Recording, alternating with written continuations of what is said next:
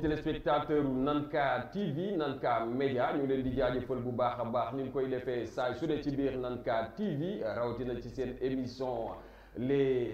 soirs de Nanka di leen jaajëfal bu baax a baax comme d'habitude rek tey nag dama ñëw daal di indiwaat leneen li nga xam te ni dafa daal di yëngal réew mi yëngal àdduna tey jii loolu laa leen andil ci seen émission fii ci Nanka TV. am ay invité de marque invité yu am solo moom laa dalal tey jii yéen ñi nga xamante ni foo leen mënti nekk rek di ñu seetaan ñi nga xamante ni dañu abonné saa su ne rek ñu leen di jox loo xamante ni da leen di neex lool kon nag ñu ngi kontaan ci yéen bu baax a baax waaye nag du ma def lu dul dalal leen daal di dikk ci samay invité yi daal di yegsi ci ñoom si loolu nag damay ñëw jàkkaarloo ki nga xamante ni ndaanaan la mën naa ne su ma ko présenté wul sax image bi ngeen gis kanamam rek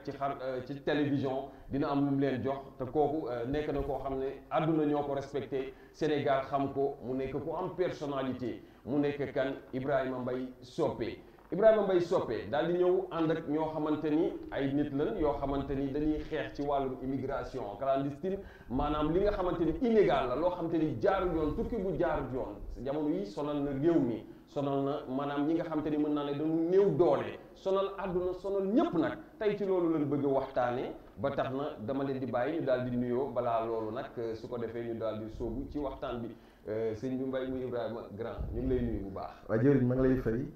di am mbégte aussi maa ngi nuyu téléspectateurs yi maa ngi nuyu internautes yi di leen siyaare di leen baalu àq di leen baal àq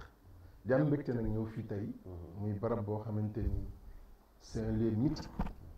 ndax nga ñëw ku la dalal ñu ne El Hadj Baba Maal rek ndax la sag la maa ngi koy jiital ci nuyoo bi di ci jiital département bi yëpp di am mbégte aussi tey fii tey ñu waxtaan ci thème bu am solo macha allah ma am mbégte aussi fekk la fi ngay doomu Tëngéej comme ñu bokk fu ñu rootee waaw gis nga lu yàgg macha allah te lu yàgg dëgg la di nuyu sa xarit Babacar waaw vraiment man aussi maa ngi profité d'ailleurs di ko nuyu di la béggee bu baax aussi di béggee ñi ñi seetaan di ñaan yàlla waxtaan bi ñu fiy waxtaan yàlla na jur njariñ ñëpp bénéficié wu merci beaucoup ci biir loolu rek ba léegi ma desandi sama góos di nuyu waa Kër Maam ñoom nekk nañ ay artistes yoo xam te ni tamit lu am solo la ñuy bay ci réew mi di ko bay fii ci Sénégal waa Kër Maam ñu bàyyi leen ak kàddu gi ngeen daal di joxe seen nuyoo. waaw asalaamaaleykum ñu ngi nuyu Sénégal ñu ngi nuyu àdduna waaw maa ngi tudd Tafa di directeur Kër Maam en même temps artiste. waaw di wax ne li ñu fi dajale daa nekk mbir moo xamante ne dafa am njëriñ. étant jeune rek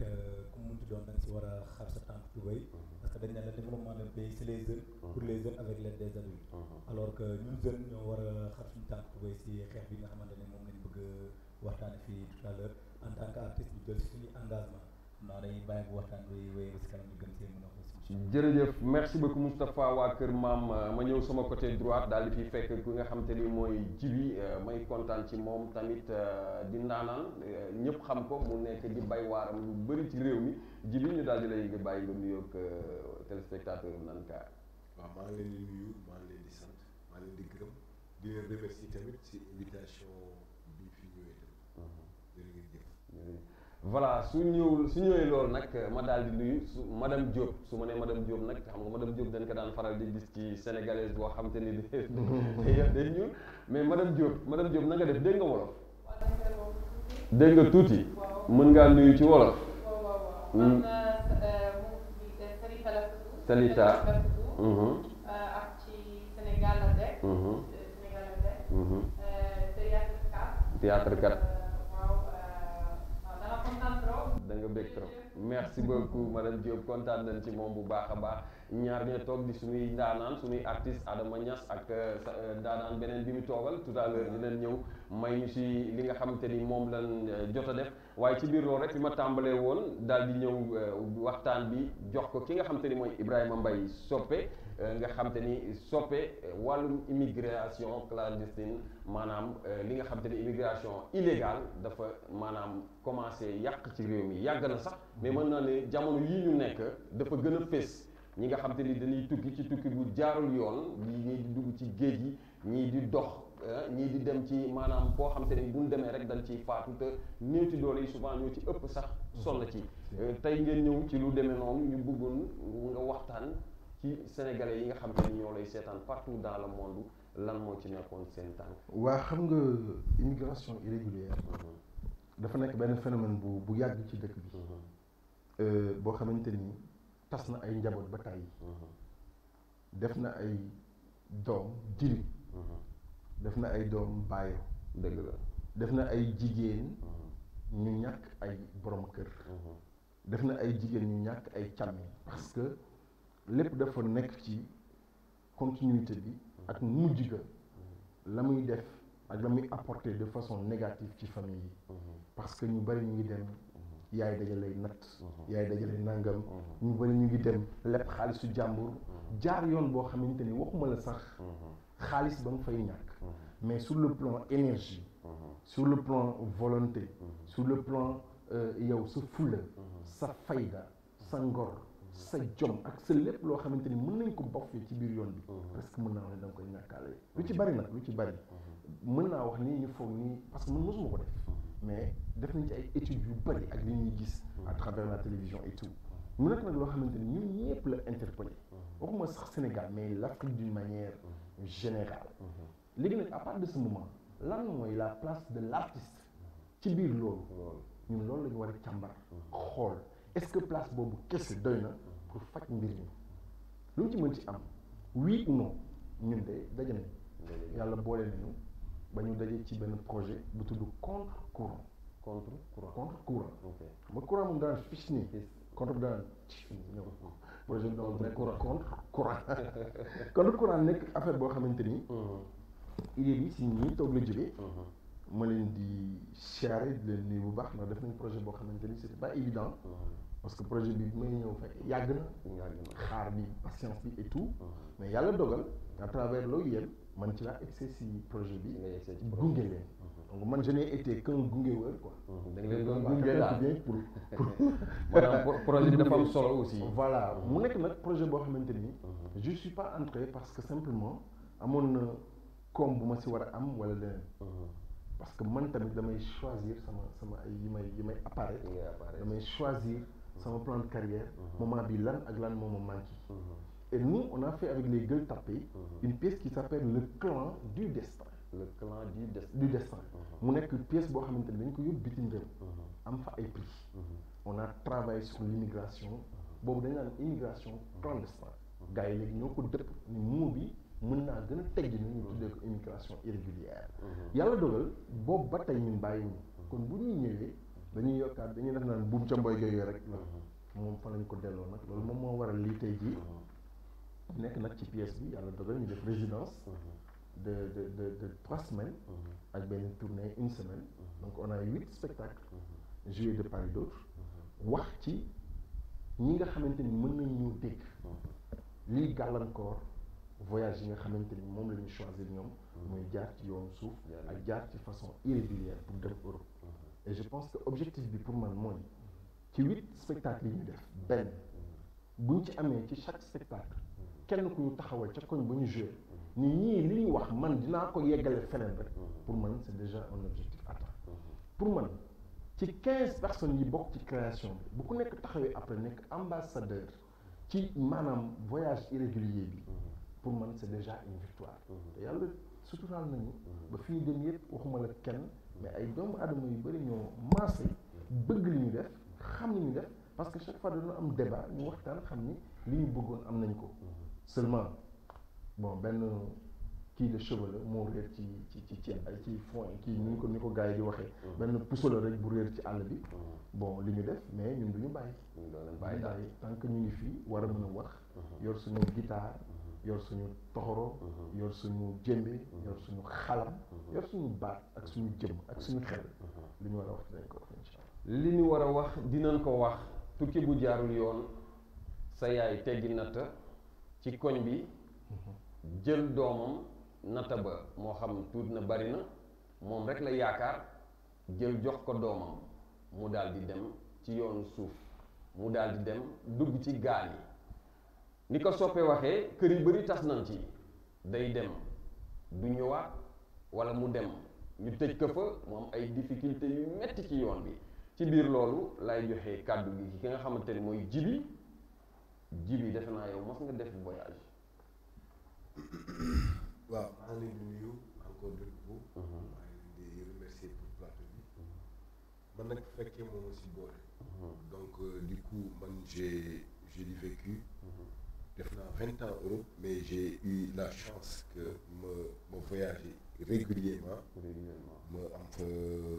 yàgg fa xam nga am situation am fa famille. mais à un moment donné.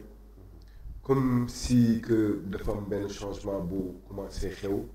donc mu am benn vision aussi. ñibbisiwaat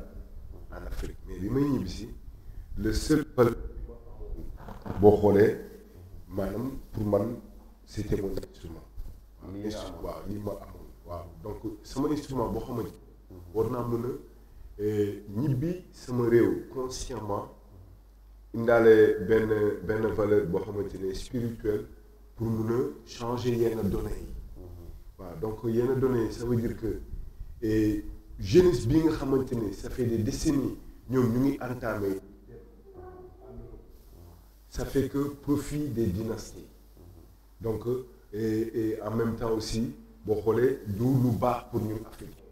donc il faut kenn koo xamante ne si biir loolu kenn si ñun buy engagé wu def contraire ñii di dem yëpp. donc yàlla aussi moom moo musal sauvé ma mooy ñëw ñibbisi sain et sauf mais donc si parcours bi def naa 9 mois yoo xamante ne bi mu jógee Madrid ñëw naa ba Tarifa jógee Tarifa ñëw ba Alxasira mooy jàll Sibta bi ma yeggee Sibta si weeru koor gi ma fekk fa camp boo xamante ne y a plein d'immigrés sénégalais yi ñoo fa gën a néew. waaw mais Guinée Conakry. Il y en a une majorité. Donc il y a aussi des Maliens, il y a aussi des Guinée, il y a des Gambiens, il y a des Camerounais, il y a des Ivoiriens,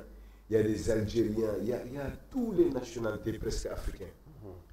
Donc du coup, man benn affaire moom ma si frappé parce que li ma si gën a frappé Sibta bi ma nekkoon. am na benn boy boo xamante ni c'est un Camerounais mu ngi naan barrière yi ngeen di tëb pour dem Europe. en 2027 di ngeen tëbaat même barrière pour delluwaat Afrique. pour delluwaat ñëwaat Afrique. ñibbisiwaat Afrique. ndax méttiwaay donc xam nga boo déggee ma naan la c'est le profit des dynasties. parce que affaire bi ñu ngi koy entamé mu ngi def décennie bu continuer tamit mën a dem ba siècle. te loolu c'est la jeunesse africaine. bu ñu yóbbu ñuy dee ñu leen di soustraire. donc loolu aussi c'est l'avenir du pays. mooy jeunesse boobu war nañu mën a jóg si ñooñu. def dara def différence boo xamante ni pour mën a sauvegarder jeunesse bi ak sauvegarder avenir u Afrique. mais Djiby dafa am benn affaire bu ma jaaxal ñu bëri dañuy bëgg ci jeunes yi dem tukki yow nga nekk fa 20 ans Espagne ci 20 ans yi nga toog ba mu neex la rek nga ne man damay ñibbiwaat sama réew te bu may dem dama koy jaaree yoonu suuf lan moo la indi ci idée boobu nga def ko. waaw idée boobu aussi boo xoolee maanaam yëg-yëg la yëg-yëg boo xamante ne tamit au niveau spirituel. et bi ma nekkee Sibta daje naa benn couple boo xamante ne couple boobu de chaque jour bu ñu ñëwee naa jàmmasante ak ñoom bu yor sama toxoro di wol à chaque fois loo xamante ne moom laay xam nga samay nécessité couple bi et bi mu ko nee li ma entamé sama dem pour ñibbi Sénégal dafa wax loo xamante ne ça m'a beaucoup touché mu ni ma li ngay def nii il faut kenn si yéen koo xamante ni il est sain ici et sain ici pour changer tout ça non seulement def naa ko pour moi def nga ko pour yow def naa ko aussi pour la jeunesse africaine pour mën a indiwaat xel yi indiwaat valeur yi pour que Afrique yoo xam ne avenir bi fii la développement bi fii la futur bi fii la te tant que sàmmuñu suñu xale yi duñu mun a wax avenir wala futur donc xale yi ñooy avenir Afrique xale yi dañoo war a conscientiser culture waaw man loolu mooy sama gis-gis. dinañ ci ñëwaat tegal foofu sa baaraam tuuti ma ñëw ci madame Diop moom mi nga xam te ni aussi moom moo jël projet bi madame Diop yow mën nañu olof lan moo tax nga xalaat projet bi. Tu as compris la question, mais est-ce que je peux répondre? Bien sûr, bien sûr. Bon, bonsoir. Le projet s'était né en 2018 en Italie. Et quand j'ai compris qu'il y a beaucoup de misinformations en Sénégal sur les voyages en Italie. Parce que les voyages, moi je suis aussi en mi-temps, en Midi. Laisse son pays pour chercher notre vie dans notre pays. D'accord. Maintenant, j'habite en Sénégal, je suis en mi-temps en Sénégal. Et bon, alors, j'ai compris qu'il y a beaucoup de désinformations sur qu'est-ce que ça veut dire aller à vivre en Europe. Alors, la jeunesse a beaucoup de rêves, beaucoup d'expectations, et le moment qui arrive en Europe,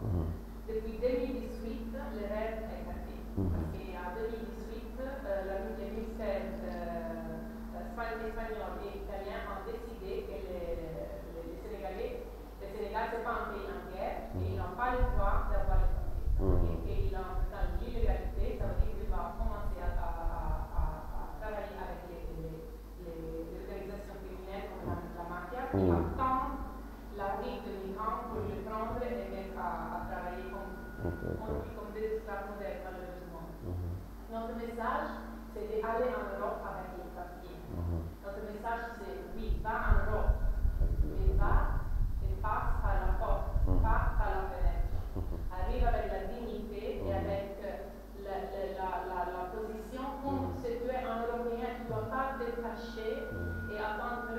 Est-ce qu'il y a un problème avec Non, allez-y, vas-y. Parce que c'est ça qui me touche chaque jour et depuis que je suis petit, je vois les Sénégalais en Italie, que le moment qui vend des choses sur la rue, et le moment que la gendarmerie arrive, il va échapper. Mais pourquoi? Pourquoi ça? Pourquoi tu vas... Et bon, notre message c'est oui, tu peux aller, mais je ne sais pas qu'est-ce qu'il passe. Allez-y, vas-y. Et si tu viens d'un pays en guerre comme la Syrie, comme maintenant l'Afghanistan, comme l'Irak, comme la Nigeria, oui, tu vas risquer ta vie parce que autrement tu vas mourir dans ton pays ou tu vas chercher une autre vie en Europe. Mais un pays qui est avec laquelle le pays des Teranga, le pays où toutes les personnes sont bienvenues, parce que c'est vraiment un pays où toutes les personnes peuvent bien vivre ici. Et c'est une chose qui est vraiment chapeau parce que quand je suis arrivée, j'ai vu en société où les musulmans avec les chrétiens, c'est toutes les cultures vivre ensemble en paix. C'est une chose extraordinaire, vraiment extraordinaire. Et voilà, le message c'est oui, vas-y, va en Europe avec les papiers. Tu as le droit d'aller en Europe, mais va avec la fieresse et porte ta culture ou pas la culture que tu dois cacher un peu. Et c'est pas juste. Et aussi, c'est un projet, moi je veux rester invisible. C'est un projet des artistes sénégalais, des artistes incroyables, que j'ai rencontrés sur la rue pendant mon chemin et que Dieu m'a porté dans mon chemin. C'était tout des coïncidences. C'est un groupe extraordinaire, une équipe extraordinaire. Depuis les premiers jours, il emploie sur ce projet et on a fait une chose qui doit continuer. Parce que ça, c'est pas seulement Vas-y.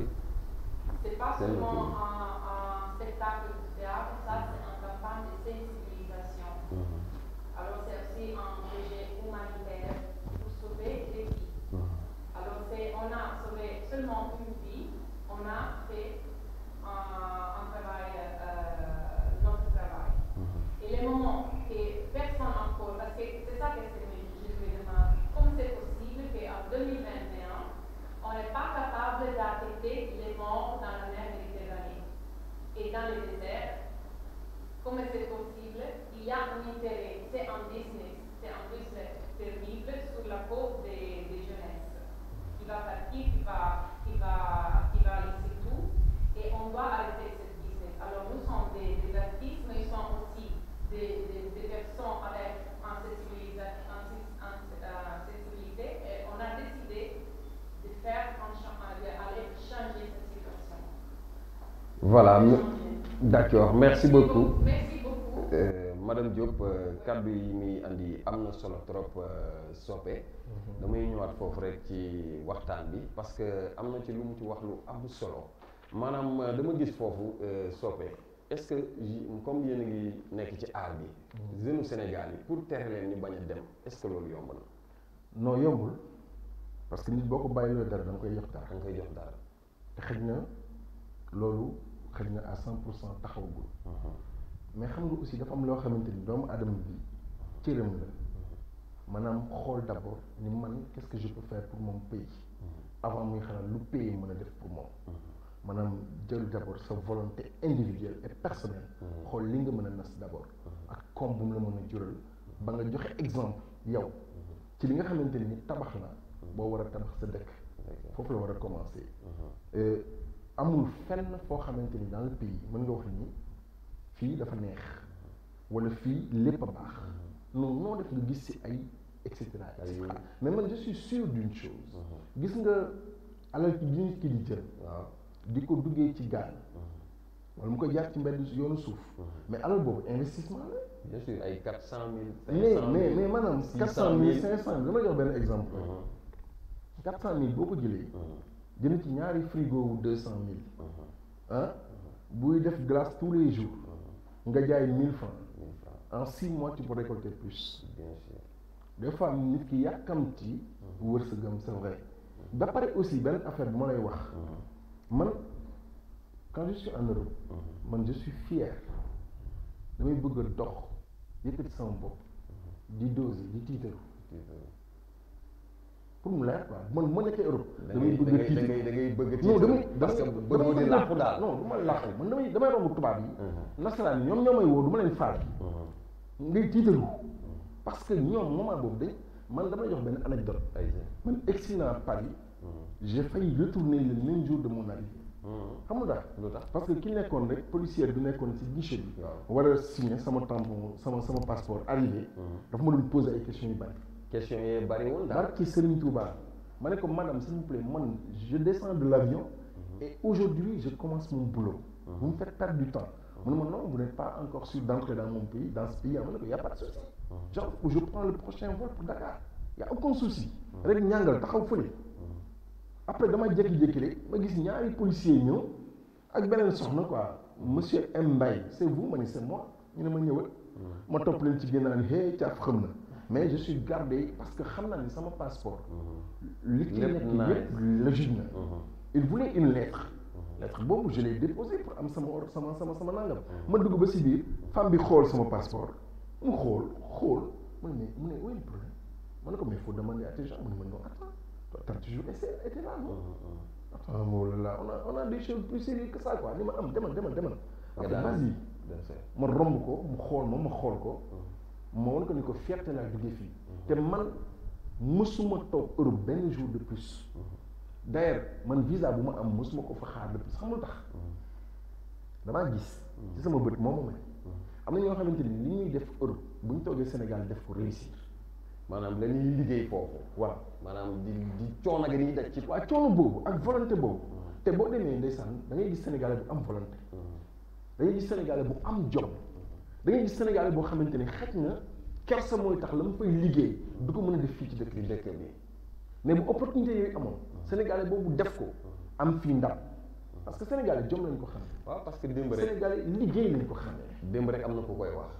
ne da ngay nekk ci tool yi ñuy fay xaw ma 5 euros ah. nga 3500 fii Sénégal xaw ma lu mu ko waxatee noonu mais muy journée Ménébar souvent la plupart des journées Ménébar c'est à 5000 francs. mais sa jàmbaar dama la bëgg a wax sa beneen affaire mais actuellement nii dem Europe riimatul ak réussir.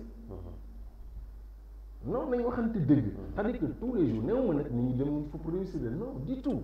parce que nit ñaa ngi fay dem di tekki di def ay teranga di fa réussir très ak yoon bu mu gën a rafetee mais je veux dire boo mu njëkkoon da nga naan damay dem Europe rek ñu ne non réussir mais actuellement da ngay dem Europe kenn du ci teg ni non dafa war day dem rek pour réussir. mais soppe loolu est-ce que nekkul souvent ñi fay nekk nag ñooy indi problème yi ngay dem fataw fu rafet benn DJ am gis ko ne ay soppe fi mu nekk nii nice xam nga ñu ngi xool lii baax waa léegi yow DJ da nga bëgg a dindi loolu nekk yi nice yow dafa da nga bëgg a dindi loolu man bu ma demoon Europe fa gën a rafet laay photo woo non nag xam nga yow non soppe yow fa boy soppe fa gën a nice laay dem defal ndànk yow photo wu ba pare def parfum xam nga yow nii bokk di leen reetaan gars yi gis ma d'accord mais yow xam nga yaa ñi ko gëm waaw ñi ko gëm waaw ñooñu ñoo war a xoolaat seen xel non d'accord naa mais xam nga yow tey yaa ñooñu bokku leen position yow soppe am nga xaalis xam nga yaa ñooñu bokku leen xam nga tey benn dijaam bu toog si benn resto bu gën a fort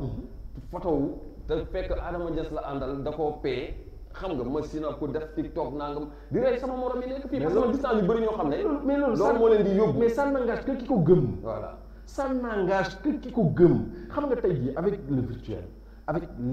les réseaux sociaux nga xamante ni mën nga monter photo boo xamante ni fii ngay taxaw def tour Eiffel sa ginnaaw monter fii ay nekk ci avion bi ya ni ñuy naxee moo bari léegi nag ki ko gëm moom la concerné et puis même ki ko gëm je dis et c'est un message ki photo taxaw di nax boppam moom déjà mi ngi nax boppam parce que mi ngi déjà mi ngi nax boppam foo xamante ni mi ngi fay photo wu jaay ñi moom katoo yaay ndekete yoo yaay daa nekk ci position bu baax boppam lay nax léegi rax ci dolli même man bu fekkee kooku daf maa jay ba ma ne war naa def comme moom mais mën soit mais mën naa ni kii kat lii mu def nii mën naa ko def mais naa jaar ci yoon bi gën a baax légal ba wan ko ni ko lii légalement mën laa ko def très bien foofu laa il faut ça voilà Moustapha lan nga wax loolu en tant que jeune waa directeur kër artistique bu Kër Maam ñi kontaan ci yow bu baax yow en tant que jeune ngeen nekk ay artistes ngeen ciy lancer message sa moromu jeune yu bëri nga gis leen ñuy faatu ci géej gi yow loolu naka la lay def waaw déjà su ma ko gisee lu may touché la en tant que sénégalais ma gis sama frère nekk ci gaal yi ñu ne ma décédé nag dina ma métti sama biir xol mais aussi des fois tamit da ngay toog dégg seen i jàmbat ak seen i jooy nga xool leen nga ne ñii kat mënuñoo gis li nga leen di wax pourtant tey yaa ngi toog nga naan leen di wax naa leen géej gi di leen wax danger bi di leen wax li leen fay fekk mais maanaam duñ ko gis sukaay lañ dindi parce que lan peut-être métti bi nga xamante ne moo nekk seen biir réew waaye di wax ne nit lu mu métti war ngaa jéem a gëm sa bopp toog sa dëkk jéem ko développé ndax tey daa am loo xamante ne su dee dañu dem ñun jeunes yi bàyyi fi paay duñu lan lañ fi def dañu fi njëriñ alors kon ñun jeunes yi ñoo war a toog même bu fekkee ne du baax su ñun mais pour suñuy rak ñu fayet pour suñuy rak jooyante pour suñuy rak bu ñu fi toogee liggéey xam naa ne mën nañoo am ndam tant comme ñun jeunes artistes waruñoo toog di bàyyi ku ñu gis si lu loo xamante ne gis nañ ne lii c'est pas quelque chose normal nga koy bàyyi si biir doo si participer doo wax dara comme ñun artistes lan lañ am suñu voix te dañu c'est le fait d'exprimer la vie sur scène kon lii xew la ñuy théâtre pour convaincre suñuy moroom convaincre jeunesse Sénégal pour ñu toog fi jeunesse Afrique laay wax ndax Afrique lépp fi la nekk tey au moins ñu toogee da ngay gis jeune bi yow naan la mooy Europe Cheikh Anta Diop fi la nekk diw fi la nekk diw fi la nekk lu baax yëpp ñoo ko créé mais à la fin dañu nax mais comme bu dee ñoom ñoo ko créé woon ñoom Cheikh Anta Diop mais ñun ñii fi toog étant jeune war nañoo mën a créer loo xamante ne kenn dootuñu nax ndax jamono ji ñu toll kenn mënatul nax kenn mënumaa gëm ne tey Europe kenn mën na faa jógee ñëw fii Sénégal nax mënumaa gëm ne mën nga dem Sénégal aussi dem foofu européen nax la parce que ñu ngi def suñuy pexe di nax européen di dugg biir Europe te ñoom bëgguñu ko alors kon mën nañoo def fii suñuy pexe réussir te duñu dem dëkku jàmm te ak formation yi nga xamante ne am na fii Sénégal am na yoon yi nga xamante ne teg nañ ko fi boo si jàppee ak sa famille soutien familial yi parents yi surtout ñu bañ a bàyyi jeunes yi am naa doom mu ngi liggéey wala jàng na jàngam dagg na ñu ne ko demal def lii te duñ ko suivre lu moo tax ñuy suivre jàngu xale bi te duñu suivre ki nga xamante ne mu ngi jàngi métier mécanicien la à l'âge de 10 ans bàyyi na jàng nga def ko nekk demal nekk mécanicien mais après dootoo ko suivre doo xam ndax maanaam daal Sénégal problème civil la am maanaam topp benn mbir ba mu jeex Sénégal même doom bi dem daara du ko suivre ngay wax école rek école parce que dañu jàpp ne ñun ñëpp ñu cerveau boo jàngul école doo réussir alors que ne mën ngaa réussir si côté bu nekk si domaine artistique si domaine mécanique si domaine bu nekk boo nga see mën a am réussir kon lu may lancer comme message maa ngi koy lancer parents yi parce que jeune bu gisee papam xaw a am benn tristesse rek danaan dootul xoolati li danger bi si kanam danaan non non xas bi laay bañ sama papa li mu def pour man dama ko koy fay alors que parent bi moo ko war a mën a jox confiance boo xamante ne mën nga toog sa dëkk réussir te confiance bi nan la mën a demee mooy nga topp ko accompagner ko si lii muy nekk ñuy xale ba nu mu màggee gëm loo nag boo toogee fii un jour viendra borom bi dina la jàppale parce que l'homme propose Dieu dispose dëgg la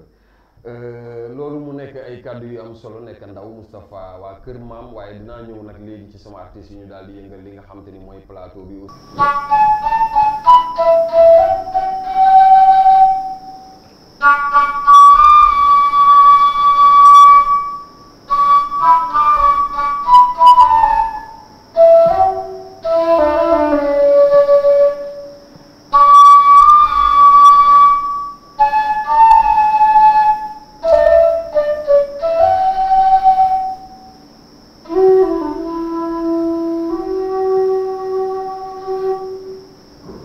merci voilà donc Djiby loolu dafa mel ni message booy joxe la message bi li nga njit moom maanaam message bi mooy que li ñu doonoon moom la ñu doon moom la ñu doon donc il faut ñu indi benn authenticité bi si ñun donc il faut aussi ñu valoriser suñu bopp man sama maam Dakar la doon nekk maanaam da doon wax sama mbokk Fuuta ci yéen Fuuta bi leen jóge di wut si fii dara dina dem ba jënd jamono loolu Fuuta boobu ngeen bàyyi foofu ngeen koy fekk si tey xam nga ñun il faut ñu am benn décentralisation boo xamante ni ndaw ñi fii ba Casamance fii ba Fuuta ba Kédougou àll baabu yaatu kaar macha allah xam nga am nañu ay bailleurs de fonds am nañu ay investisseurs yoo xamante ne ils veulent investir sur l'Afrique donc ñun il faut ñu motiver jeunesse yi entrepreneuriat fii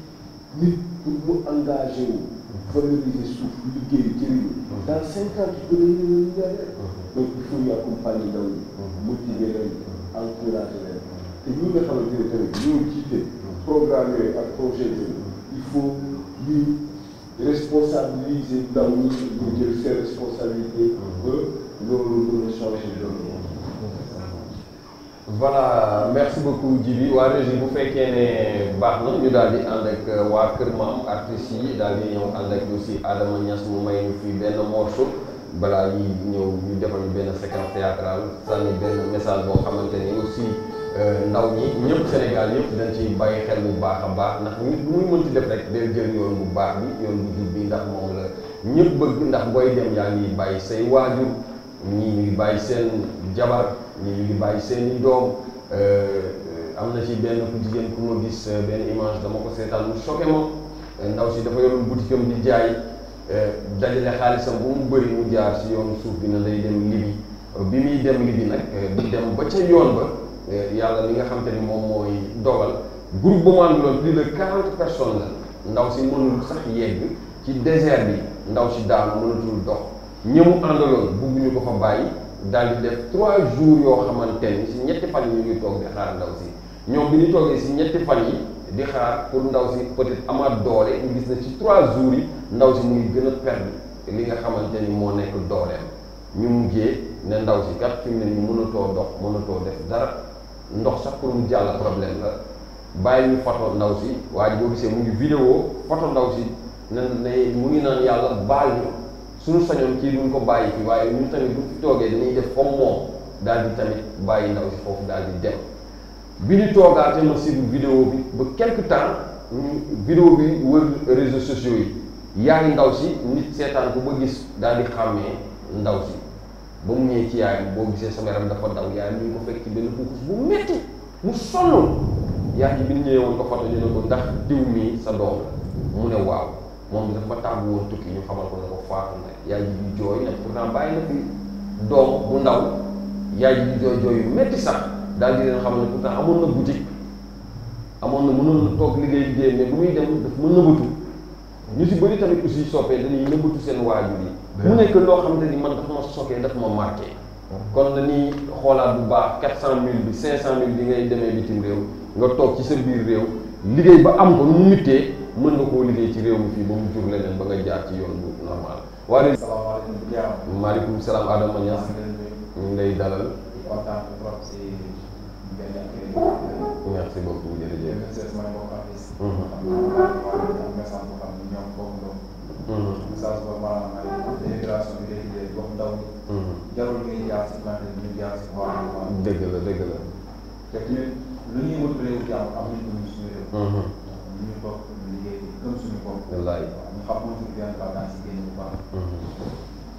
mos bi may maye nag mosu jimo ci pël la quoi. ah ci pël. pour gerte laa kii mooy noble quoi. noble daal. boo xam ne liggéeykat la. ñax na bi am lu mu am te basé wu si kenn. te di wax nag jeunes yi bu ñu xaar ñoo xam ne dañoo am bu ñoo jàppale ñun bu ñu jàppale suñu bopp bu ñuy jàppale bu ñëw fekk ñu ñu sur le terrain. mais ñu bañ a toog di xaar. waaw mu nekk loo xam ne ñun métti na ma trop quoi. ñu góorgóorlu bu baax. liggéey waaye Afrique ñun ñoo mën a. ñun ñoo mën a tax Afrique avance ñun ndaw ñi. loolu instant yii ñun loolu bëri ñu ay ndaw. xoolal ndaw ñu yàlla si Afrique. kon bu ñu toogee naan ñu ngi toog suñu doole. tëdd si alal boo xam ne yàlla moom ñu am nañu lépp man ñu dara. ñu ñu boole xol yi xalaat yi. waaye état tamit jàppale ndaw ñi. waaw ndaw ñi tamit mën a toog. état bi dañuy toog ndaw ñi jàppale leen dañuy toog. jur rek même état bu ñëw day fekk ñu si. waaw fekk ñu nekk ci. waaw ñu nekk ci quoi. nit ñi bu lay jàppale fekk yaa ngi toog. dimbal da cay fekk loxol borom. voilà am na solo. kon voilà ñu déglu ko artiste bu mag la Adama Niass mu daal ñuy may benn morceau boo xam te ni mën naa ne ci wolof dana noble la ay ca ñu ànd ak moom ak Abdallah.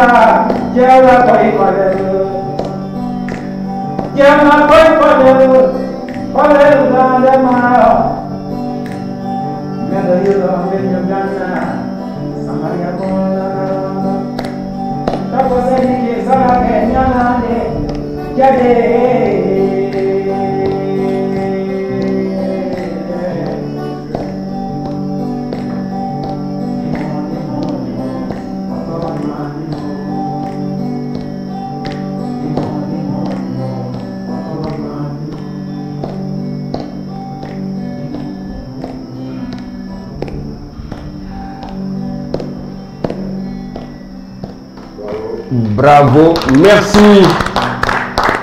merci beaucoup voilà donc Adama Niass mbir mi am na solo waaye ba léegi dañuy desandi ci ambiance bi parce que ci la bokk ndaxte ñoom dañuy waxal ndaw ñi ngir maanaam ñu mën a dégg leen Adama maa ngi lay féliciter bu baax a baax ndax li nga woy jël micro bi voilà bu dee ñu ngi lay dégg rek c'est bon li nga woy am na solo daw na yaram naka nga sentiré li nga xam te ni moo xew xale yi di dugg ci gaal yi di dem ñi di jaar ci yoonu suuf si. vraiment jaam ko moom moo tax moom du taw ñu toog réew jàmm lépp ñu am yëpp waaye foofu lu ñuy yónnee ci biir bëriwul soo liggéey su réew am na dëgg la voilà merci beaucoup nan toog suñu réew am na lépp loolu da ciy am solo bu baax a baax waaye du ma def lu dul ànd ak Abdallah moom tamit mu daal di bégal ñu moom tamit jël instrumentalam di guitaram daal di yëngal moom it am yu am solo lu muy def su ko defee après dinañ ñëw xanaa waa kër maam tamit daal di maye tamit leneen loo xam te ni day doon benn genre sketch théâtral soppee waaw xanaa bu ñu paree jibi day dugg si benn affaire ci gaal waaw gaal yi mën nañ jël ay waaw benn son waaw d'accord waaw ayca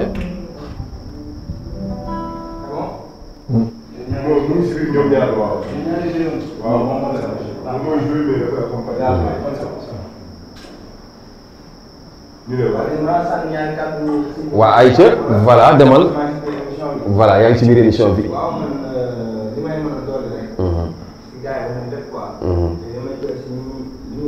dëgg la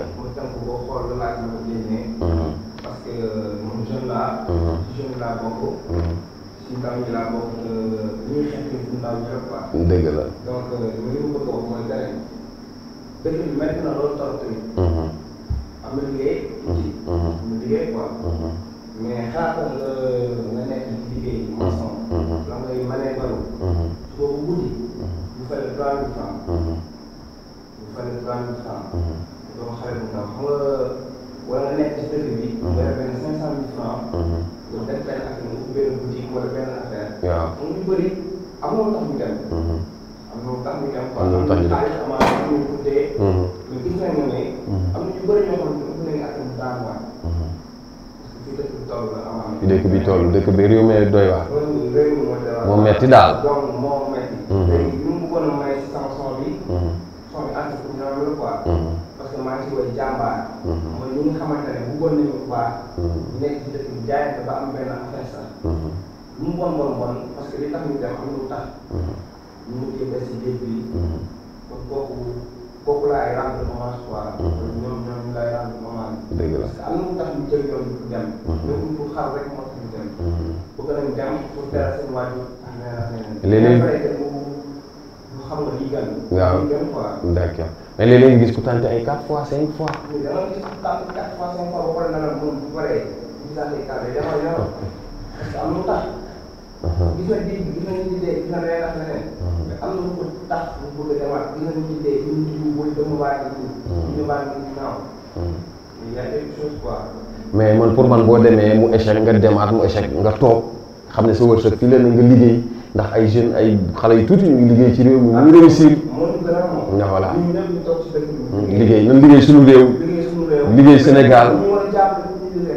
waaw day xale boo xamante ne day xool ñaar bu ñu liggéey bu ñu jaay kenn dafa fayal bu ñu jaay ci école loolu da koy métti day bàyyi jàngal ñoo xamante ne dana dem gis naa cas yu demee noonu ñoo xamante ne moom boo ko ñoo école gis ñu tuddee bu ñu bàyyi école dëgg la dal na d'accord kon dama lay bàyyi nga daal di def benn ambiance tuuti rek su ko defee jàmbaar voilà su ko defee voilà ñu doog a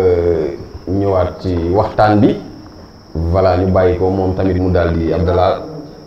voilà su ko defee moom tamit mu daal di ñëw daal di def li nga xam te ni moom mooy ambiance ci plateau bi su ko defee ñu daal di ñëwaat ci waxtaan bi xam naa bu ñu ñëwaatee ci waxtaan bi li ciy des ñu bëri ñu daal di collecter waaye balaa ñuy collecter xam naa waa kër maam nañ fi def lu ndaw ji ak Moustapha daal di ci joxe message ñu teglu ko seetaan ko daal di ñëwaat.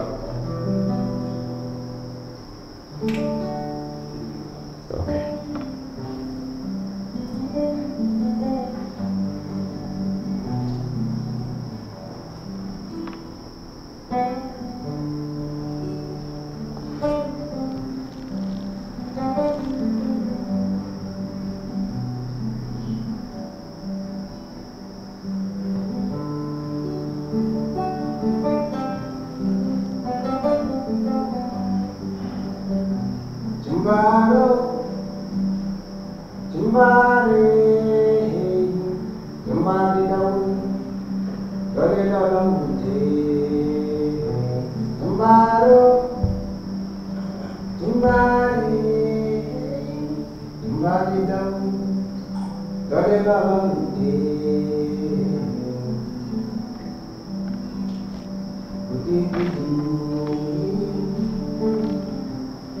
mu yàgg yàgg kër gi lay fanaanoo mu yàgg aalu kër gi lay fanaanee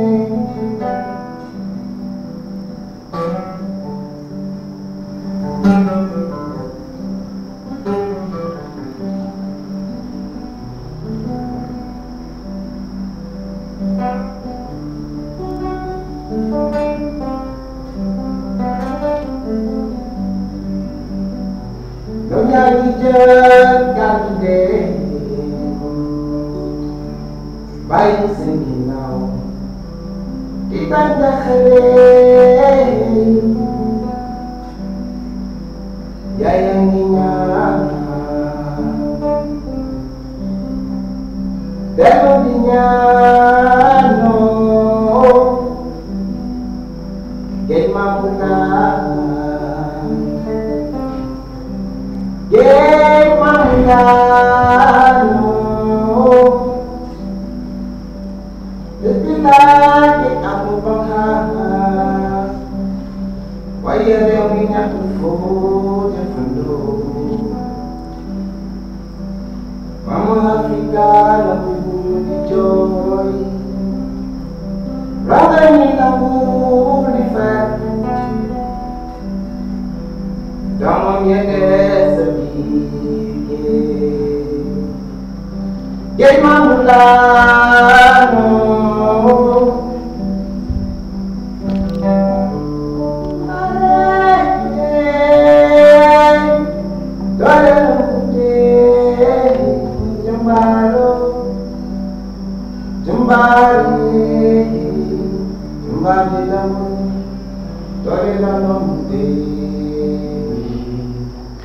Merci Vladimir, merci beaucoup Abdallah.